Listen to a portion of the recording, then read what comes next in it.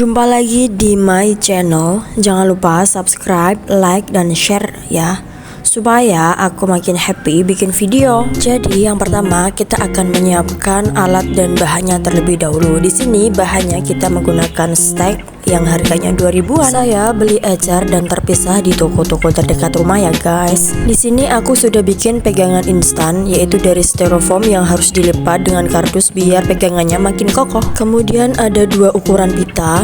Ini nanti untuk pita terakhir dan pita ikat. Di sini ada tusuk sate. Jadi kalian sudah tahu ya guys, aku pakai tusuk sate yang merek apa. Dan alat bahan yang lain bisa kalian lihat.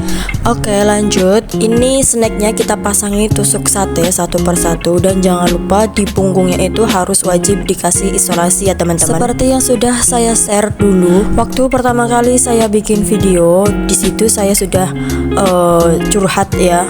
Pertama kali saya COD itu buket snack, ternyata snacknya itu di jalan copot dari tusuknya. Dari pengalaman itu saya belajar kalau bikin buket snack harus wajib dikasih isolasi supaya pegangan dan tusuknya itu kuat ya. Jadi saat dibawa kemana-mana pun juga aman dan tidak lepas dari tusuknya. Karena isi snack itu ada yang sedikit dan juga ada yang agak berat gitu ya guys. Mungkin yang berat itu yang menyebabkan snack itu lepas dari tusuknya. Seperti itu. Kalau sudah diisolasi insya Allah aman. Di sini saya sortir snack yang ukurannya agak gede gitu. Itu nanti untuk ditaruh di layar terakhir. Karena di layar terakhir ialah layar yang paling tinggi. Jadi kita harus menyambung tusuk satenya dengan tusuk yang baru satu persatu. Ini cuman ada 6 snack saja yang harus disambung dengan tusuk sate, supaya saat ditusukkan ke pegangan buket yang terakhir itu kelihatan ya guys, karena dia lebih tinggi daripada di layar yang sebelumnya. Cara untuk menyambungkan, aku hanya pakai isolasi 2-3 potong gitu, biar sambungannya itu benar-benar rekat ya. Aku hanya menggunakan satu tusuk sate aja karena buket yang aku buat ini tidak terlalu tinggi. Selanjutnya kita akan susun snack satu persatu, dimulai dari di layar pertama. Ini aku ambil snack yang ukurannya itu paling kecil ya. Mohon maaf ya teman-teman, ini suara aku agak sedikit bindeng karena lagi pilek gitu ya. Ini lagi musim. Jadi untuk kalian jangan lupa jaga kesehatan terus ya. Oke, lanjut. Untuk susunan snack, aku mulai dari yang paling ringan bobotnya atau yang bungkusannya itu paling kecil. Ini tergantung. Kadang aku juga pasang susunan snacknya yang lebih ringan atau yang kecil itu di bagian atas. Dan untuk di layar ketiga, ini tusuknya agak kepanjangan gitu ya guys. Tapi tidak apa-apa karena nanti dia akan tertutup oleh pegangan kardusnya. Karena kalau dipotong takutnya nanti tidak akan kokoh ya untuk snacknya. Biasanya dalam penyusunan ini mungkin ada cara yang berbeda dari teknik saya seperti ini. Kalau saya lebih nyaman seperti ini. Jadi snack yang isiannya itu lebih ringan saya taruh di layar pertama dan kedua. Untuk snack yang lebih berat dan ukurannya paling besar itu biasanya saya taruh di layar terakhir atau di layar yang dua terakhir. Mungkin kalau kalian punya cara sendiri, mungkin yang snack yang lebih besar itu ditaruh di layar pertama atau yang sebaliknya dengan teknik saya, tidak apa-apa ya teman-teman. Kita harus tetap menghargai karya dari kreator yang karena di sini saya juga masih belajar banyak dari kreator-kreator yang lain, supaya kita juga tahu dan bisa menyepadankan hasil karyanya orang lain meskipun hasilnya itu tidak sama. Jadi prinsip saya dalam membuat buket itu, kita boleh melihat karya orang lain itu sebagai inspirasi kita. Akan tetapi kita juga bisa harus memodifikasi hasil dari karya kita supaya khas karya itu berbeda ya dari apa yang kita lihat tadi. Yang terpenting dalam sesama crafter itu kalau bisa harus saling support ya. Oke, cukup curhatnya. Baik, kalau begitu kita kembali ke tutorial cara bikin buket snacknya ya. Kalau buket sudah tersusun seperti di atas, selanjutnya kita pasangkan kertas tisu. Ini saya pakai kain spunbon seperti biasa. Kalau semisal ada yang tanya, "Kak, kok kain spunbonnya kok gede banget ya?" Aku sengaja motongnya itu agak gede dikit karena itu dari ukuran 160 itu dibagi 4, nanti masih dibagi lagi menjadi 4 lagi. Jadi aku cara motongnya itu yang tadinya kain spunbond saya belinya itu meteran, karena 1 meternya itu sekitar 160 kali 100, jadi 1 meter.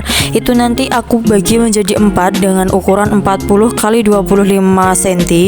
Terus itu nanti masih dibagi lagi menjadi 2, yaitu 20 kali 12 cm, sekitar segitu teman-teman. Setelah snacknya sudah tersusun rapi dan sudah dipasangkan bunga-bunga kecil kain spunbond, terus selanjutnya kita wrapping. Ini pakai kertas cellophane yang warnanya itu agak blue soft gitu. Hari ini saya tidak menghitung berapa banyak kertas cellophane yang akan saya pakai, dan ini di layar pertama saya sudah menggunakan setengah dari kertas cellophane. Di layar kedua pun saya juga sudah memakai setengah potong dari kertas cellophane. Seperti biasa kita tetap pakai isolasi di sini ya, main isolasi supaya kertasnya itu tidak bergeser dari tekukannya. Ini sedikit cerita ya. Jadi kalau pas saya nge-wrap gitu, kesulitan yang kujumpai saat nge-wrapping seperti ini pada di layar kedua teman-teman. Kemarin ada yang tanya seperti ini, Mbak, kenapa sih kok buketnya selalu diikat pakai pita yang tipis itu? Ada yang tahu jawabannya nggak teman-teman? Jadi begini ya, kalau ini trik saya. Kalau saya itu biasanya kan pengrajin yang lain itu menggunakan tali kawat yang tipis itu yang biasanya buat tali souvenir. Tapi kalau saya lebih nyaman pakai pita satin itu yang ukurannya paling kecil sendiri. Kurang lebih harganya itu 1.500 satu rollnya. Tujuannya supaya buketnya itu di bagian pegangan atau di bagian pitanya buket bisa lebih gembul seperti itu dengan adanya tekanan di daerah situ. Semisal kalau kalian nanya lebih kuat mana, pita satin, kawat souvenir sama tali goni. Kalau di sini bahasnya itu kuat yang mana? Kalau menurut saya itu lebih kuat yang kawat souvenir. Tapi kalau kamu nanya yang murah yang mana, ya jelas murah yang pita satin. Baik, sampai di sini ada yang belum paham. Nanti kalau misal ada yang belum paham bisa tanya di kolom komentar aku ya. Oke, lanjut. By the way, ini di layar ketiga aku sudah mulai rapi ya teman-teman. Supaya ujung kertasnya tidak terbang atau tidak geser, ini aku kasih sedikit lem tembak. Karena kalau cuman diisolasi aku rasa suatu saat bisa lepas. Ingat ya teman-teman, dalam pembuatan buket dimanapun itu berada sangat membutuhkan ketelitian dan kesabaran. Karena kalau kita bikin buketnya itu terlalu terburu-buru, jadi hasilnya kurang baik dan kurang memuaskan untuk customer. Karena bagi aku kepuasan customer itu adalah nomor 1. Lanjut di layar keempat, ini aku pakai 1/4 bagian dari 1 lembar kertas cellophane.